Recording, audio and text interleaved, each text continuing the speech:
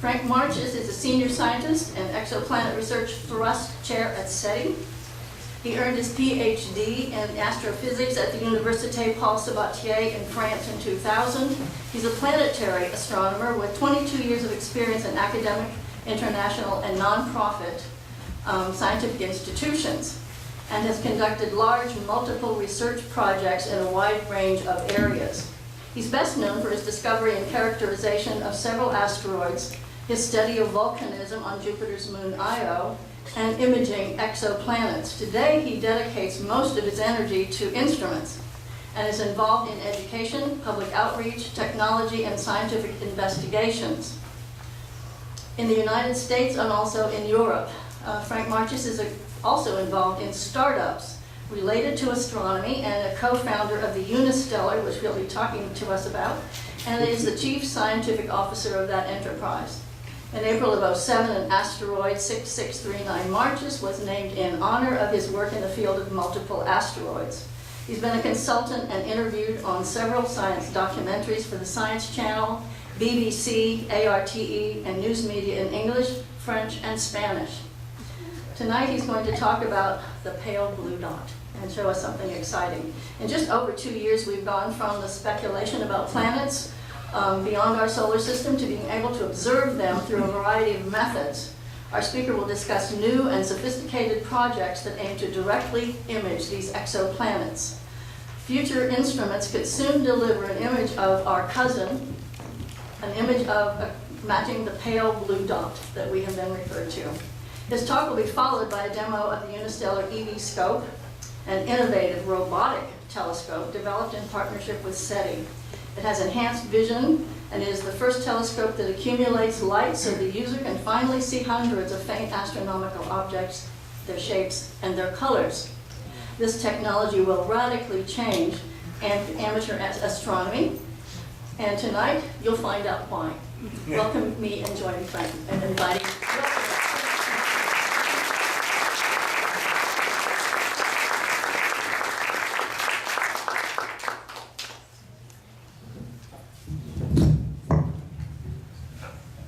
So I'm going to try already? I'm going to try something new. I'm going to try to give us a talk holding a microphone, okay? So bear with me. I still have my French accent. It doesn't work anymore. You broke it, Linda. Okay, ready? Yeah. Okay. So I'm a researcher at the SETI Institute, and I'm very glad to be here again. This is my third talk in 12 years for the San Francisco Amateur Astronomer Club, and every time I try to change topic to talk about something new and something more exciting. So hopefully today is going to be a talk where I'm going to convince you that we are about to take a picture of an Earth-like exoplanet in orbit around another star, and I want to explain to you how we're going to do this. So, first of all, when you work at the SETI Institute, the question you try to answer every day is this one: are we alone? A fundamental question that all of us have been asking while looking at the stars, looking at the vast universe, and thinking about if somewhere, somehow, over there is another civilization looking at us. So at the SETI Institute, we try to answer to this question. And in fact, we are convinced that, as a scientist, there is life elsewhere. The reason I'm saying this is because if you look at the stars, what you can't see, except if you have a very powerful telescope, like this picture has been taken with the Hubble Space Telescope, a 2-meter plus telescope in orbit around Earth. That was taken in the 90s. And this is really one of the most exciting pictures taken by this telescope. A bunch of crazy scientists decided to ask for time to look at nothing. They basically chose a place in the sky where there is no bright stars. And they asked the TAC, the committee which supervised the Hubble Space Telescope, if they could use this very expensive instrument to observe this emptiness. The goal was to image galaxies. And this is the image they collected after 2 weeks of observation with the Hubble Space Telescope. And what you see here, those are not stars, those are galaxies. Those are other galaxies far away from us. Some of them are up to 10 billion light years away from us. So we can even see the beginning of the universe on this picture. We know from this picture by extrapolation that there is 2 trillion galaxies in our universe. There is as many galaxies as there is trees on Earth. But then if you look at a galaxy, and this is a simulation of our own galaxy, the Milky Way. We are somewhere, let's see if this works. We are somewhere in the Orion Arms, 2/3 from the center, probably around here. So our sun is one of the 200 million stars orbiting orbiting into our galaxy around its center. Our sun is one of those stars. So in our galaxy itself, there is a lot of stars. There is a lot of worlds.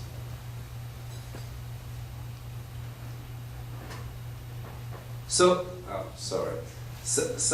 we are convinced, as an astronomer, I will say, let me simplify this and say that as an astronomer, I'm convinced that we have life elsewhere, because if you look at the evolution of our planet, very quickly after the formation of Earth, even when our planet was still not really habitable, as we can talk, as we imagine habitability right now, when our planet was still covered with a short amount of water, with a lot of volcanoes, a lot of radiation, it was totally not an hospitable world. Life occurred. We found very old proof of existence of life 3 billion years ago, 3.5 billion years ago today. So we know that life came out very quickly on Earth after its formation. So based on this, astronomers think that there is life elsewhere in our galaxy. Life is not a rare process. It's kind of a process that will happen elsewhere. Of course, intelligent life is something else. Intelligent life appeared in a short amount of time, like 22 million years ago. We are basically a sentient species. So when you work at the SETI Institute, we basically try to answer to this question: are we alone? And in fact, there is a competition between us, between astronomers and between planetary astronomers and scientists working at the Institute. Because there is 3 ways to answer to this question. You probably know the first one because you have seen the movie Contact, or you read about the search for life, and you probably have seen antennas who heard Jill Tarter talking about this. This is the search for technological signal. In this case, what we do, we use large array of antennas to listen to the cosmos in the hope of detecting the electromagnetic radiation coming from a civilization like us. We have different techniques too. Now we are also looking for laser bulbs. Very powerful lasers of a civilization telling us, hey, we are here. Can you see us? The second path is the search for life in our solar system. We're pretty sure there is no intelligent life in our solar system because we have not seen cities on Mars and neither submarine in Europa. But it's very likely that elsewhere there is life because there is a lot of water in our solar system. There is more water in the ocean of Europa than there is on Earth. There is some indication that the geysers in the south pole of Enceladus, satellite of Saturn, have a complex chemistry. Maybe life exists over there. And finally, we know that Mars used to have a large ocean. So it's possible that somewhere in Mars there is still this remnant of life underneath the surface, in a cave. So we are looking for life there. And SETI Institute researchers are involved in this research by developing instruments to search for this existence of life in our solar system, in our close neighborhood. And then there is the third way, the search for life on exoplanets. And this is the one that has been inspiring a lot of scientists and myself at the moment. In this case, what we are going to look for is to characterize a planet in orbit around another star. And by characterizing and seeing this planet, we are hoping to see the biological signature of life, or see possibly the existence of a technological civilization. And that's what I'm going to describe to you today. This was just the introduction. What's the photo at the bottom of that third column? Sorry? What's the photo at the bottom of the third column there? So this is myself when I was very young. And Elsa Hubi, who is now a professor at Observatoire de Paris. And here we are building an instrument called FIRST. It's the fiber imager instrument that we installed on the Lick Observatory in 2011, which is now at Subaru telescope on the 8-meter plus telescope. This is an instrument that will be able to detect large exoplanets in orbit around other stars. It's a technology demonstrator that we're testing at the moment in Subaru. But I'm not going to talk about this today. No, thank you. So, when you look at the sky, you see stars. But it's night, of course. But in fact, a few years ago, we launched a spacecraft called the Kepler spacecraft. The goal of the Kepler spacecraft, funded by NASA, was to search for tiny variation of light while observing an area of the sky close to the Sagittarius, the Cygnus constellation. And by looking at these 100,000 stars simultaneously, the Kepler telescope has been able to detect small attenuation of light due to the transit of a planet in orbit on the star. We are talking about a signal here which is 10 parts per million, a very small signal. And that's the reason we send this spacecraft in space, this telescope in space, to have the stability of space to be able to do this kind of measurement. This is a remarkable instrument. Well, first of all, there's a long history. It took them 6 times to finally get it funded by NASA. When we got it funded, they launched it. And in fact, the team which has been in charge of developing the pipeline and the data analysis of this Kepler telescope is located at the SETI Institute. So SETI Institute is the institute that developed the pipeline to detect those small attenuation of light. This telescope stayed at the same field of view continuously for almost 4 years. And this telescope gives us a very precious information. It told us that around each star in our galaxy, there is in average 2 exoplanets, 2 planets in orbit around the stars. It told us as well that most of those exoplanets are not like Jupiter or Saturn. Most of them are Earth or super-Earth. They are terrestrial. Those are worlds made of a solid surface, and there is a lot of them over there. So if I gave you the power, the superpower of Superman, and you will be able to see better than a normal human, and you look at the sky, this is what you will see, in fact. Each star will have, in average, 2 planets in orbit around it. Each star will have worlds like us, terrestrial or super-Earth. So what we want to do as astronomers is to see those planets. We want to be able to characterize them. So I'm going to show you a very ugly graph, because I know we need to show some ugly stuff sometimes, to explain a bit what's going on at the moment. So right now we have discovered most of planets by what we call transit. This is Earth orbiting around its star at 1 AU. Earth has a mass of 1 Earth mass. Okay? This is Jupiter, to give you an idea. So most stars we have discovered, most planets we have discovered so far has been discovered by transit, and they're very close to their star, and they're small. We have some discovered by radial velocity, which is another technique, which are more massive, but far away, and also close to their star. We have very few objects that we don't call really planet, which has been observed in the past in orbit around the star. They're kind of brown dwarf. They're very large, much larger than Jupiter, more massive than Jupiter. So they're not really planets. They're kind of mist star. Sorry, there's something happening here in my computer.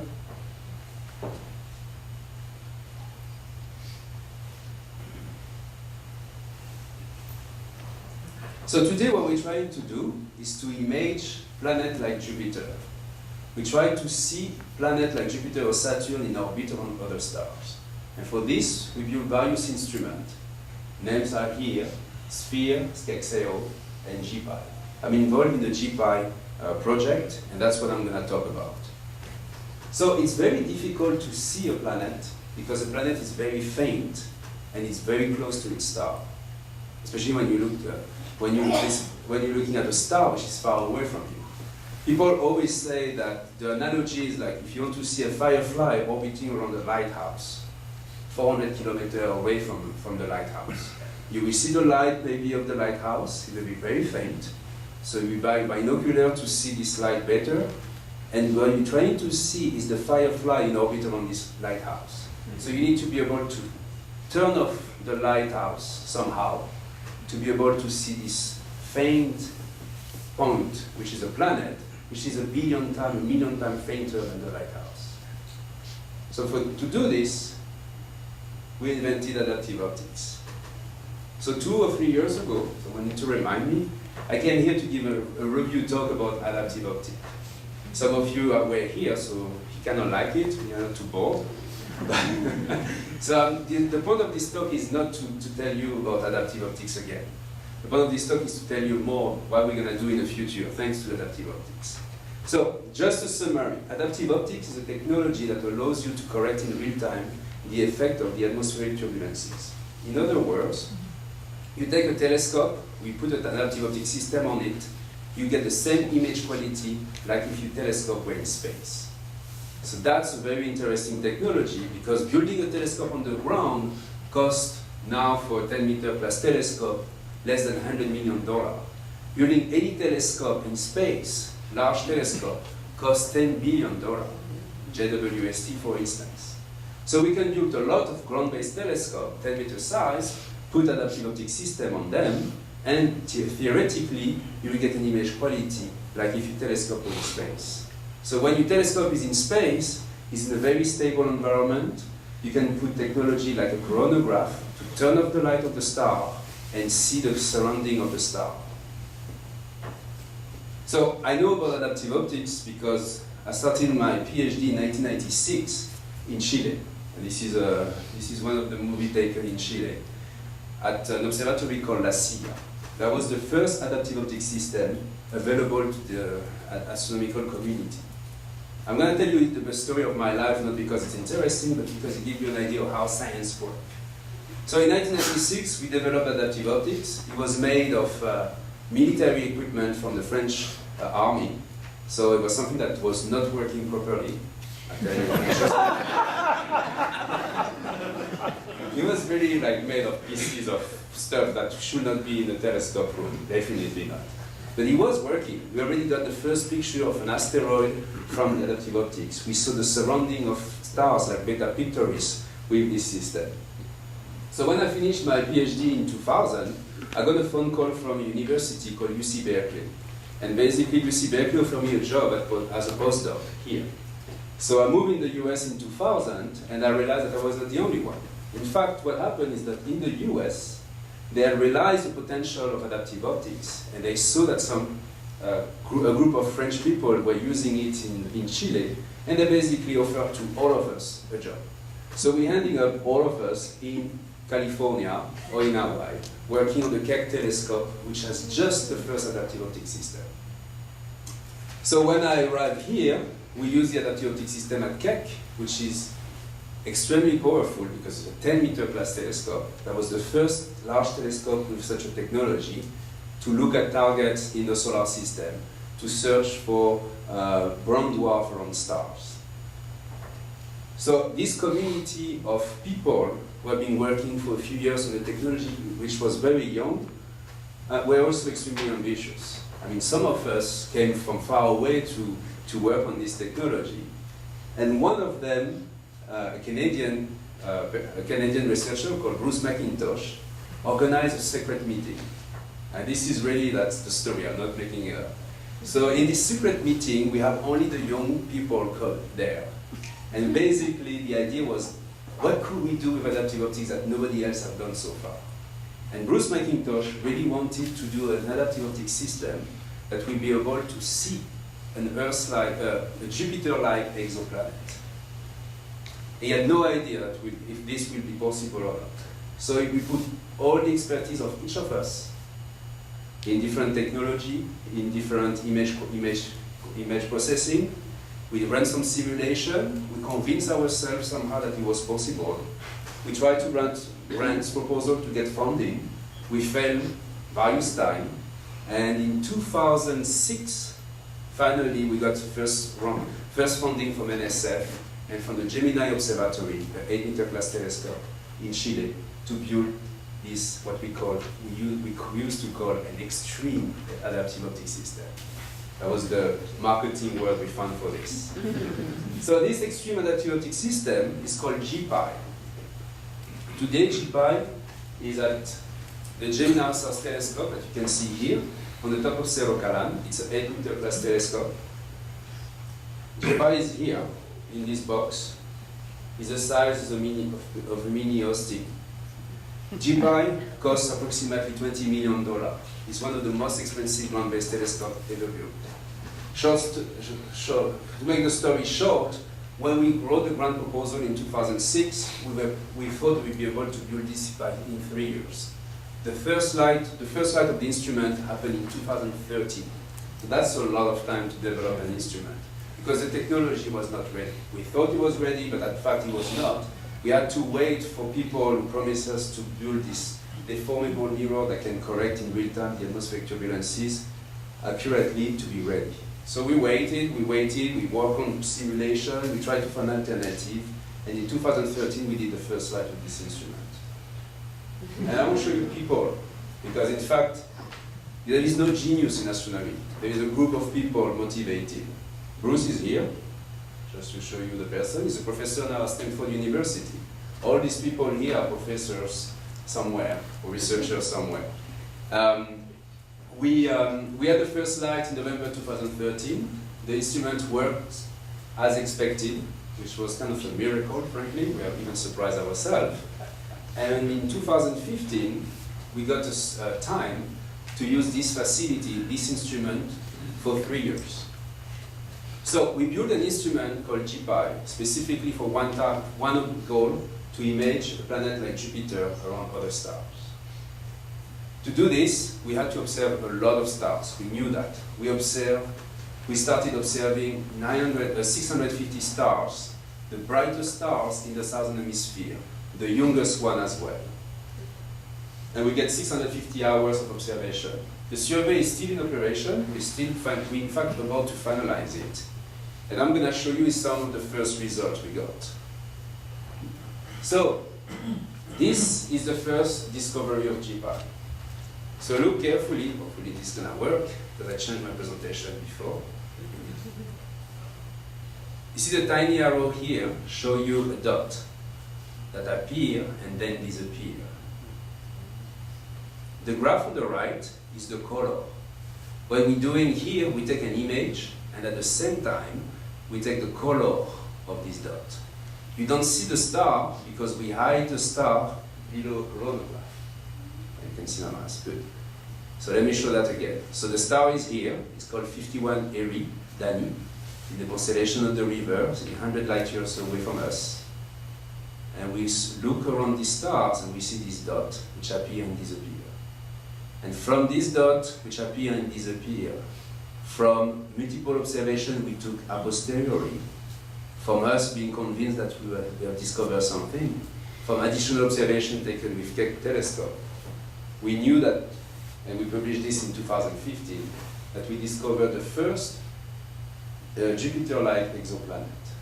When I say the first Jupiter-like exoplanet, is that basically it's a planet which is twice the mass of Jupiter, made of Bannon belts, same composition as our current Jupiter, made of methane and water, and a planet which is orbiting far away from its star, the F-type star here, 51 Erie. And we call this planet, with the beautiful name of 51 Erie B, that's its name now. So this was published in 2015. Bruce McIntosh is the lead author. And let me show you what we learned after that. We improved our image processing. We learned about this instrument over time. You know, it's like an instrument is like a baby. You take a time, it takes a while to learn how to put him to bed or to put her to bed, how to make sure that you can sleep overnight. Well, it's almost the same with an adaptive optic system like GPI. You basically have very not so good image at the beginning, and then you improve the image quality because you start learning all the imperfection of this system, and you know how to improve them. So what you see here is once again 50 Rad Eridani, the star, which is hidden underneath of what we call a coronagraph. And what you see here is a planet in orbit around the star. And I know now probably most of you are used to it, but when I started my career in 1996, we had just discovered one exoplanet, and it was still controversial, and it was by radial velocity. It was an indirect observation. This is a direct observation of a planet in orbit around the star. These are photons coming from the planet itself. What you see on the right here is another animation of another planet. This time it's a large planet, and which is orbiting around the star, and the system is in this case H-arm. And this is Beta Pictoris b, which could have in fact transit its star 10 months ago. So another ugly graph because the science is there, unfortunately. So we have discovered more exoplanets with GPI. We have discovered more brown dwarf as well with GPI. So these are the list of some of them we have so far. 50 Rad Eridani b is here. It's the most interesting one because it's the coolest one.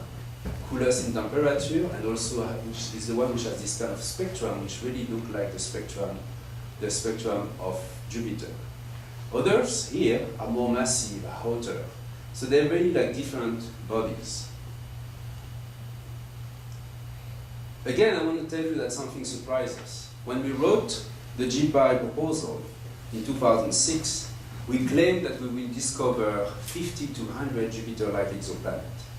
And in fact, we have discovered an handful number of them, very few of them. And this surprised us. And we still don't have a clear explanation of why this is happening. Because we know, by looking at other techniques, that there is Jupiter-like exoplanet in orbit around stars, but very close to their stars. Here we are looking for planets, Jupiter stars, which are far away, Jupiter planets which are far away from their star. And in fact, we have discovered very few of them, and by statistical analysis, we can now tell you that only 6% of the sun-like stars in our galaxy have a Jupiter-like exoplanet. That's a small number of them. And what this matters to us? Well, it's because we think that having a Jupiter exoplanet in a planetary system is extremely important for life. Because if you don't have a Jupiter, you don't have what we call a shield to protect you from asteroid impact. If you don't have a Jupiter and you don't have a Saturn, you don't have a system which is destabilized, sending water to our planet. So remember I started my talk saying we think life is everywhere. But in fact, now we're getting more and more information about planetary system. We now understand that planets like Earth may be rare, maybe much rarer than we thought. Planet like Earth, meaning with water on the surface and the size of Earth. But ultimately, we want to answer to this question, we need to find more of this system with Jupiter-like exoplanet and more, and be able to one day take a picture of Earth. So we're not the only one convinced with that. We are looking for exo-Jupiter. And in fact, a lot of instruments are looking for exo-Jupiter, SPHERE, SCEXEO I mentioned, which are on the ground-based telescope. But also, NASA sent recently TESS, this spacecraft here, which is made of 4 eyes, looking in every direction and observing all the stars in the field of view, which is 4 times the size of the moon, almost continuously, in the hope of detecting more and more of these exoplanets. Europe is sending Chaos pretty soon, Plateau in 3 years, and there is more mission to do this kind of survey. So there is another mission, it's not a mission, it's a telescope that could do that, detect an Earth-like exoplanet, and that's one of the reasons I started this project. and that's the only time I'm really going to talk about this, is the Unistellar telescope that you can see here. In fact, to detect an Earth-like Jupiter-like exoplanet by transit, you can do that from the ground. You can do that with a small telescope. And we demonstrated recently, hopefully this is going to work, with this figure here, that using the eVscope, you can detect the transit of a Jupiter-like exoplanet around another star. Wow. So what we're trying to do with this array of telescope is to be able to observe a large number of stars. People will basically have this telescope, will receive notification on their phone when the transit is visible, when tests have discovered something, okay, or exoplanet, and you will be able to contribute to science and observe in your garden, in your house, the transit of an exoplanet like Jupiter. And hopefully provide more information about this exoplanet, the existence of the planet, the orbit of the planet, and maybe the existence of moons and rings around it. So let's talk about the future. So you remember I showed this ugly graph. I said, well, in 2004 we were interested in searching for Jupiter-like exoplanet, and that was a crazy idea. Now we know it's not crazy. We have seen some. We know it's possible. So, you know, we drive by craziness in astronomy. So we decided we're going to do something even more crazy. We're going to look for Earth-like exoplanet. And for this, the problem here is that we need to reach not the contrast of 10 to the 5th, 10 to the 7th. We need to reach a contrast of 1 billion or 10 billion. So we need to have even better instrument by 2 orders of magnitude. So if you read the news, you will answer to me and say, Frank, you're wasting your time because Kepler already found a lot of Earth-like exoplanets. Look at the news. 2 weeks ago, we announced the discovery of another Earth-like exoplanet. But in fact, I will answer to you with my very French attitude and French accent that you're wrong. So I'll explain to you why, without being French, I'm sorry. So, what happened is that Kepler don't see the planet. Kepler see the shadow of the planet. So if you look at me right now, I'm going to ask you to do something in the back. So you ready? You see my shape, right? You see I have 2 arms, 2 legs. You have an idea of my height. If I move, you see I'm moving, right? Now put the light, please, in the room. Now the light in. So when you look at me now, you see that I'm wearing a shirt. You see that I'm wearing glasses. You see the color of my skin. You see I have teeth. So you get way more information. Let's put the light off, because it's not that pretty after all. So this is what happened. Kepler has not seen an exoplanet. Kepler has detected the exoplanet, has detected the shadow of an Earth-like exoplanet. And from the shadow, what you can see only for exoplanet is their size and their orbit. That's all. If you want to see if the planet is really like Earth, you will need to see a picture of the planet, to see there is ocean on it, seasons, cities, and human. So we're not the only one thinking about that. Of course, there is a company, a federal agency that you probably know called NASA, who is also thinking about it. But NASA has always a grandiose plan, right? So we remember HST, the Hubble Space Telescope, the 2-meter glass telescope still in orbit around Earth, still the best telescope in space. Well, NASA wants to do something more ambitious. NASA wants to build LUVOIR. LUVOIR is a 16-meter class telescope in space. We don't know how to build this, but the motivation of this project, which is a concept, is to basically show that with a telescope like this, we'll be able to image and see a planet like Earth, see seasons, see activities, volcanic activity even, see if the planet is like Mars, Venus, or Earth. This is a great project. It's beautiful on CGI like that, right? Unfortunately, as I say, we don't know how to build it. We don't know how to make something like this. And we know that when we know how to make something like this, we'll be probably in 2040, 2050. And people like me, when we're 40, we don't have the patience to wait. And I'm not going to wait. Unfortunately, the NASA, a lot of other projects, like ABEX, like W first, that will come in 10, 20, 30, 40 years. We don't know. First, we need to launch JWST.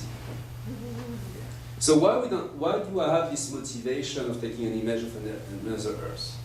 Well, I mentioned to you is because I want to see if there is life over there, and also because I think it will have a significant impact on our society. Some of you may remember the time we get this picture. In February 1990, Voyager was crossing the orbit of Saturn, and once again, crazy scientists at NASA say, hey, why don't we just turn it around and we look at Earth? And I think they did it without even asking NASA's executive if it was okay to do it. And they did it. And this tiny dot you see here is us. This tiny dot is Earth. It's one of the most iconic pictures for my generation, because you suddenly realize that the solar system is here and we can go there. Suddenly the scale of humanity changed. We went from looking at our belly button and thinking about our countries and our Cold War at the time to, hey, we can go to space and we can see Earth from far away now. So they repeat this with Cassini more recently, in 2013. Cassini looked at Earth, and because the image is better, we can even see the moon if you look carefully on this picture. So what we want to do, astronomer of my generation, is to give the same cutting-edge image, but not to see Earth, but to see another Earth, to see another pale blue dot, to see a world that could have life. And I will explain to you why I think this is going to be important, but one of the main reasons for me is because I want to give a direction, a place to go for the next generation, a place to explore. So we cannot build LUVOIR tomorrow, so we're going to try to do that more easily. We're going to be smart, we're going to be fast, we're going to find a shortcut. And the shortcut is to look for the closest star, the Alpha Centauri system, made of 2 stars, Alpha Centauri A and B, that has been recently named Regulus Centaurus and Tolima. So those are stars that you can see from the southern hemisphere. This is a picture taken from Argentina, I think. And those are stars which are interesting because they're very similar to us. Hopefully this is going to start. Sorry.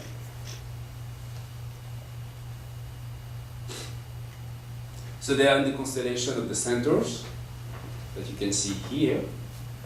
They're interesting because they're 4.4 light years away from us, which is very close, knowing that the galaxy is 100,000 light years in diameter.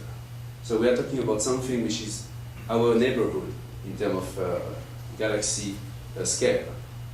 It's a system made of 2 stars, Alpha Centauri A and B. This is Proxima, which is a brown M-dwarf star. This is A and B. They're 10% heavier and 10% lighter than the Sun. So they're very similar systems. They're 7 billion light years old. They're 7 billion years old, sorry for the beats. So they orbit around each other in 80 years. So those are interesting systems. We're very lucky, in fact. Think about it. In all the stars we could have an A or B star, we could have an M-dwarf star system. No, we have a star system which is very similar to our own sun. So meaning they have the same light than our sun. And that's important because we think that the light of the sun probably define, or the light of the star probably define the type of light, the type of life you will have on those planets. So if the light is very similar to the light of our sun, if there is life on those planets, it's probable that this planet will have a similar type of life. So those are figures that I'm going to skip. So how do we do this? Well, there is crazy plans, again, but more realistic than LUVOIR. There is this one. This is a long movie. I'm not sure I'm going to have the time to show everything, but this is the European Extremely Large Telescope, ELT. is the largest telescope in construction at the moment. It's a 45-meter class telescope. So you're gonna, of course, this is CGI, but they're building it. Meaning they're building the architecture at the moment. The dome is under construction. It's a segmented mirror like the Keck telescope. We are not going to build a lot of those. There is 3 projects in the world at the moment. ELT, TMT, 30-meter class telescope, probably in Hawaii, and GMT, the Giant Magellan Telescope, which also will be in Chile. And the movie stopped. Okay? So that's a CGI animation made by European Southern Observatory, the organization which is building this telescope at the moment. To give you the scale, you see the human here, a small there. This is as big as the Eiffel Tower, for instance. So this telescope will be equipped with adaptive optics. You cannot use such a telescope without an adaptive optics system. It will be also equipped with laser beam to create fake star, to be able to correct the atmospheric turbulences using this fake star created in the mesosphere. It's a cool movie, huh? So I'm not part of the ELT, I'm part of the TMT, the American competition that we are building in Hawaii at the moment.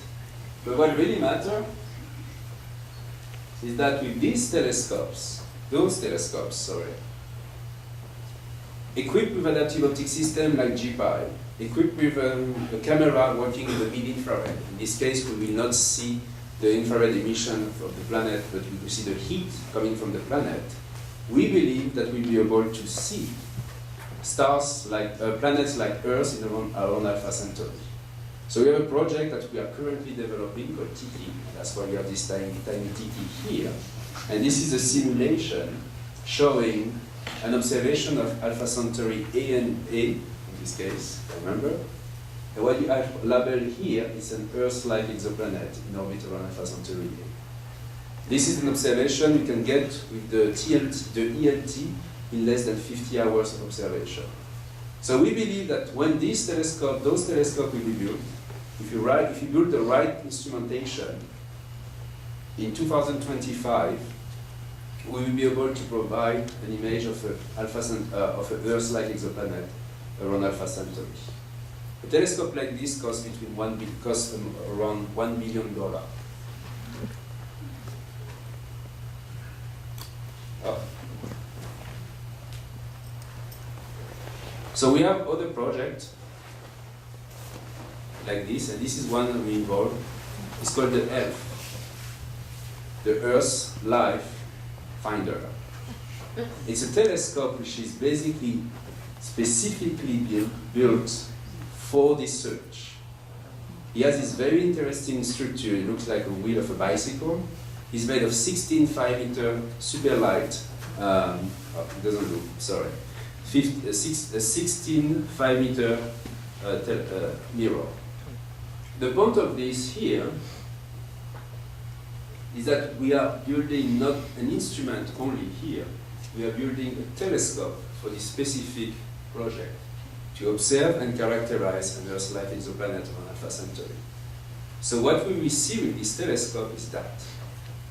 So if you're interested, I can talk about the technology here, but the point that the telescope has been made such as it has best image quality for specifically searching exoplanet like Earth around Alpha Centauri or Proxima Centauri.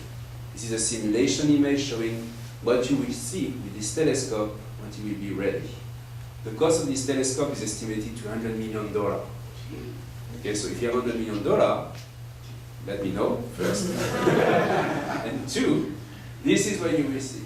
So, what we're going to do with this telescope, we're going to observe Alpha Centauri A or B, and we are going to see probably the existence of planets in orbit around them.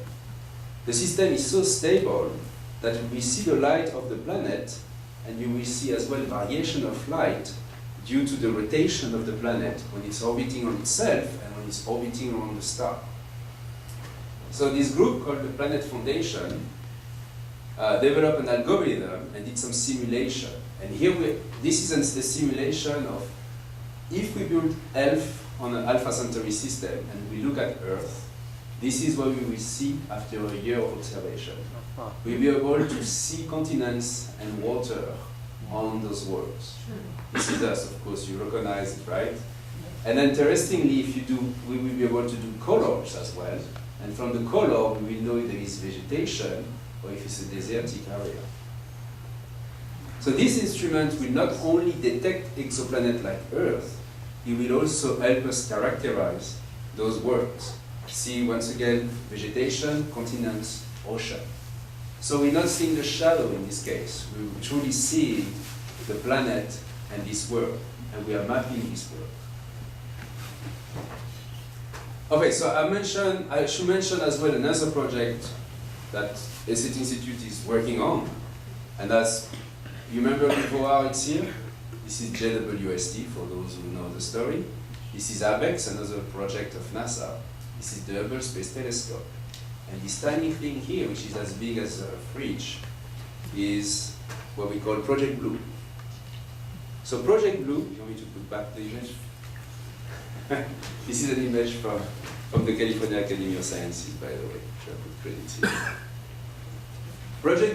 Project Blue is a crazy project, but it's one of the first that will be able to image an Earth-like exoplanet from Alpha Centauri. It's the size of a fridge, it's an off-axis telescope, 40 centimeter diameter only. That's very small, okay? You can basically send this in a tiny rocket, like the Pegasus rocket of orbital ATK, or any of the small new rocket that we are building at the moment. So this is a private endeavor led by the BOLT Foundation. The goal is to observe continuously Alpha Centauri A and B. And I say continuously to observe basically the system A for 4,000 hours and the system B for 4,000 hours later. And by combining the power of adaptive optics that will be in space, in this case, to correct not the atmospheric turbulences, but to correct for imperfection in the image and also contamination of the light due to the fact that it's a binary system, we will be able to detect Earth-like exoplanets around A and B's. So this is a simulation, a very realistic simulation, that's why it's not perfect, showing you Alpha Centauri under a coronagraph. It's A in this case. And what you can see here is an Earth-like exoplanet, and this is a Mars-like exoplanet. So we observe invisible, which will allow us to see the color of the planet. So by seeing the color of the planet, we get information about the planet itself, like if there is water on this planet. So we have a very ambitious schedule for this. We're late, just to let you know that, you probably know this. But the goal is to launch this in 2021 and to basically get this kind of images in 2022, 2023. This is a private project funded by a donation from Kickstarter. We are also looking for funders for this project to basically go from the design review to the launch and to the data processing, data analysis. And here we are talking about a project that will cost $25 million only. So we're not talking about billion or 100 million. We're talking about something very low cost that a company in the Silicon Valley could basically pay without any problem.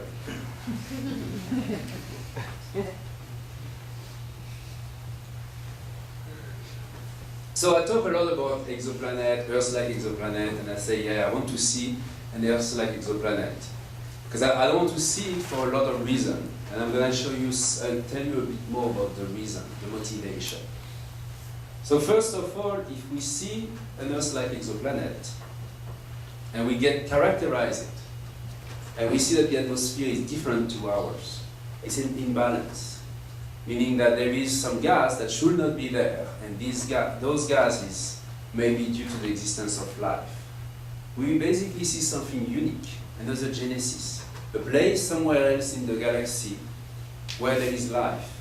And we will learn a lot about ourselves by looking at this new biology. Even if we are looking at it from far away, by simply looking at the gas composition of the atmosphere, and the variation of this atmosphere, we may be able to infer what type of life you have on those planets.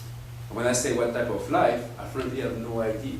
But I do know that people at Harvard University, Washington University, like Vicky Meadow, are working on creating atmosphere of exoplanet and trying to detect those imbalanced gas that would be indicator of life. We call them biosignatures.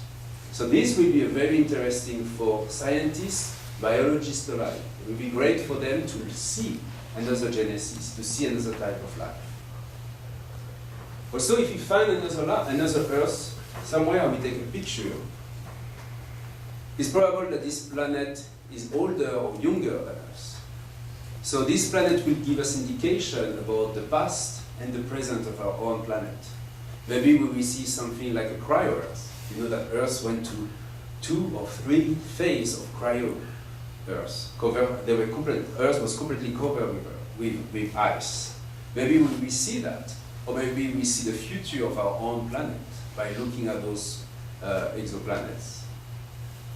Something crazy, but I work at SETI, so I have to say it, right? We will see maybe civilization which are significantly older than us. Let's see us in 2,000 years. Remember 20 years ago, but there was no 40 years ago when there was no internet? Look how it changed now. Imagine what would we be in 2,000 years? What would we be able to do and capable to do and to achieve? But maybe we'll be able to see this future of ourselves.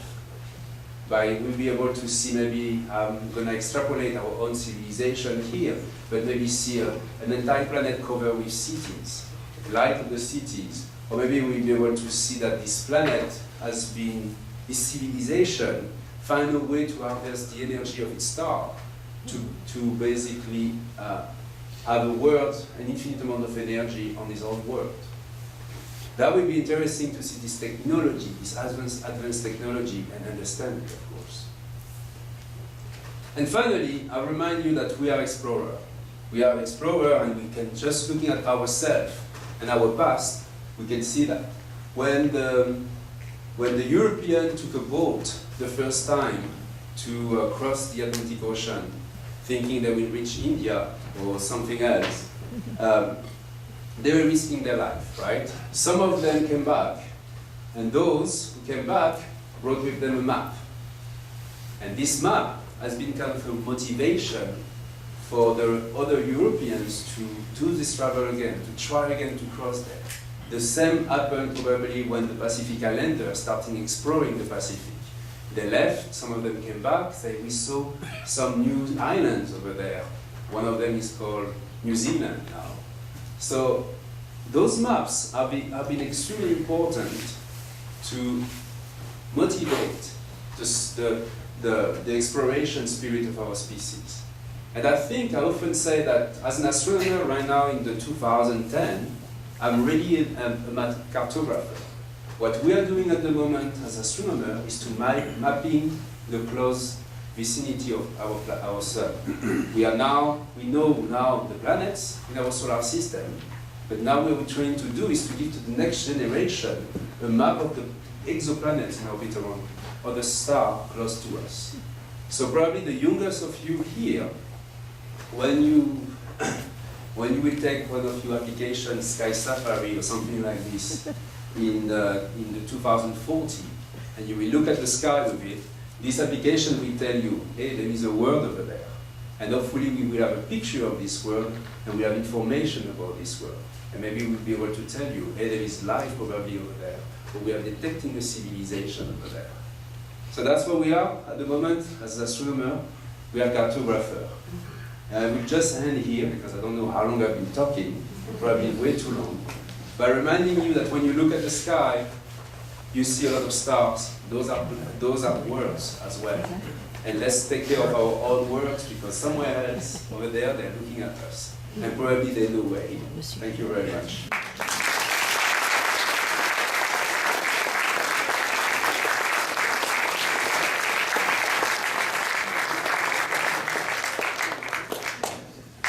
I have no idea how long I've been talking. I'm very sorry, but there's no clock. I can take some questions, I guess. Yeah? Let's start with you. Two quick ones. You talked about the light coming from the planet. What wavelengths you mentioned infrared, but any others? And what's the source of that? It's not reflected off the sun, off the star, I assume. So, where's it coming from? all these projects are Can you different. repeat the question, please? Yeah, so the question is what kind of light you are analyzing, in what wavelength, in what kind of light range you are looking at those planets. So it's very different, in fact. I forgot to mention this, but in the case of the ELT, the Extremely Large Telescope, we will be able to see the heat coming from the planet at 10 micron. So we will not see the planet itself, we will see the heat of the surface of the planet, which is very interesting to understand the composition of the surface. In the case of ELF, we do visible observation in spectroscopy. So that's why we'll be able to see between 0.4 to 0.7 micron, so like the visible wavelength range, what you and me can see. Source? Sorry? Source of the... So this is reflected light coming Reflected off of the... yeah, from the planet. And for the last one, for Project Blue, it's also visible light reflected. Let's go over there. Hi.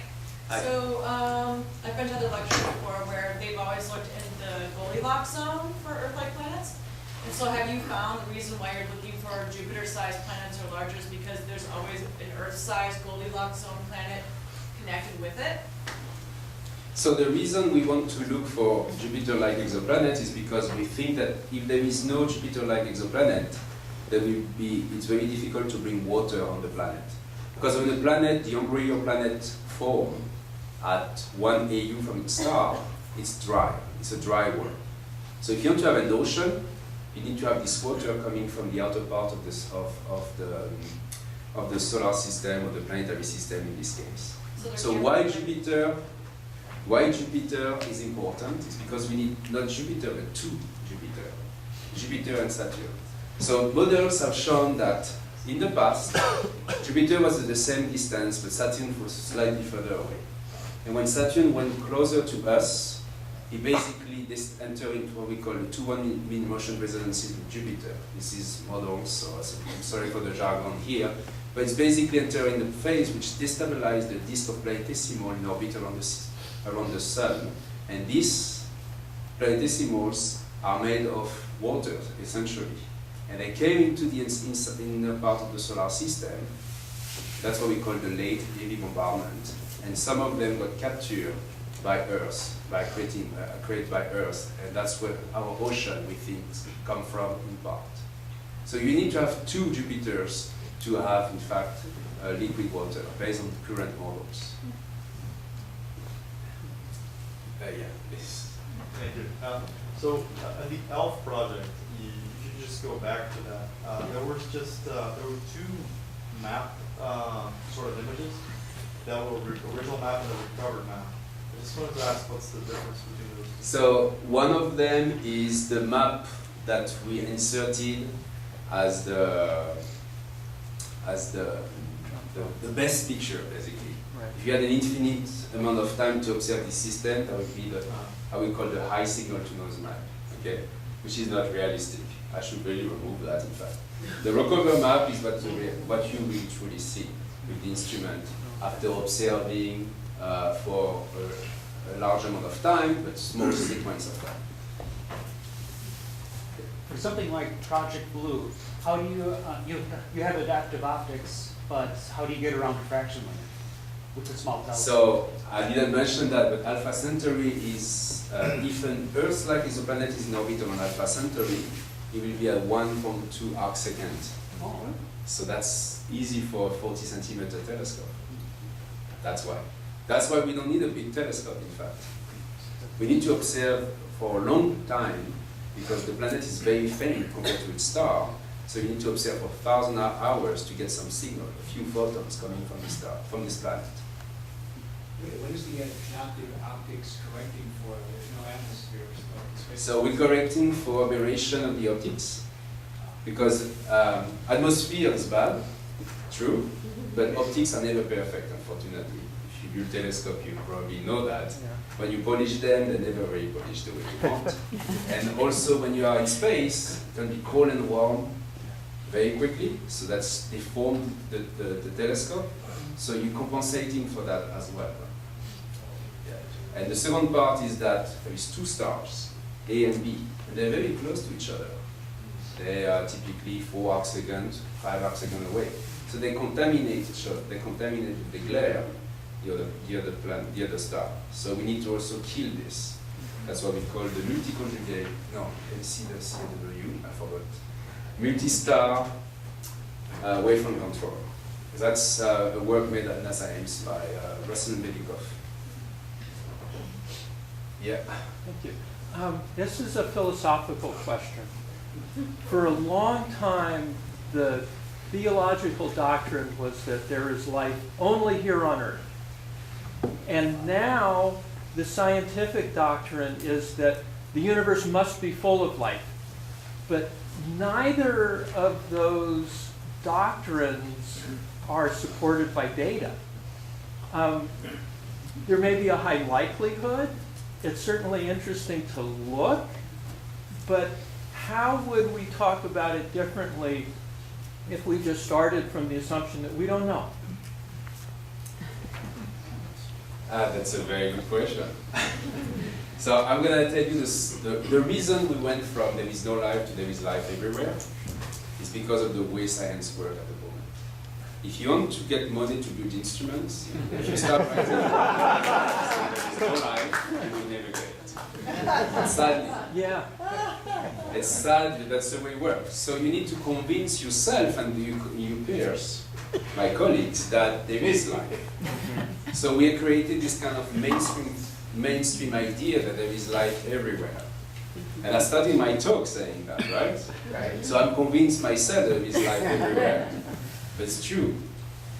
But 5 years ago, we started analyzing the geyser of Enceladus, understanding better the geyser of Enceladus. And there is some very interesting smoking gun over there, Yeah. indicating that there is a complex chemistry. I'm not a biologist. I learned by reading papers, but there is something very interesting over there happening. There is something very interesting happening as well on Mars. We have this production of methane. We don't know where it's coming from. Methane is formed by biological activity or by volcanic activity. We still don't see any volcano active volcano on Mars. So biology. Biology that you don't see on the surface, maybe it's biology underneath the surface. So that's all of this indication can help us to think that, maybe life is everywhere. But since I'm not a crazy scientist, there is very few of us who can claim now that there is life everywhere by saying, oh, look at the life, look at the methane on Mars, look at the metagenesis on Enceladus. It's too much, it's such a big deal that I'm not going to write a paper saying this yet. But I'm personally convinced that there is life in the solar system. And I'm telling you that we're going to find it pretty soon. Yeah. You said that 6% of these stars that are sun-like stars have a Jupiter-like planet. By observation, that's the guess right now. So if Alpha Centauri, if you don't find anything, are there a bunch of other really close-by stars that you're going to next? Yes. I will remove this slide from my next presentation because every time I give this talk, I have the same question. So yes, there is other stars we can inspect. Yeah. One of the problems of Alpha Centauri is that we know that the Jupiter-like exoplanet is not stable in this binary system. So it's very unlikely we have a Jupiter-like exoplanet. And in fact, it's not published yet. We have been searching for one and we did not find yet one. So maybe what we're going to see on Alpha Centauri is not a pale blue dot, but it's a dry desertic world. But even if it's a dry desertic world, we will learn a lot. And in fact, my secret hope is that we're not going to find an Earth-like exoplanet, but we're going to find a super-Earth. One of these gigantic planets that Kepler have seen a lot. And have not yet been characterized, neither imaged. Maybe there is a super Earth nearby us, and we're going to learn a lot about those planets too. So to summarize life on Alpha Centauri, I'm not sure. Because, as you said, there is no Jupiter, so it's kind of a different, it will be a different dynamic. But we need to look first. And building an instrument to look for that, which will cost $20 million, I don't think is crazy. And if we don't find anything there, we will look for another world elsewhere. We have like 3 or 4 stars candidates to observe. Yeah. So, if it's 6% for one Jupiter, does the data show any indication that like a second Jupiter formed at like 6% of 6%, or is it at a higher frequency? It's tough crowd today, huh? So there is 3,000 planets, exoplanet discovered so far. There is 2,200 planetary systems. There is 3 systems for which we have a Jupiter and a Saturn. I'll let you make the calculation. Martin, can you take the telescope out? So,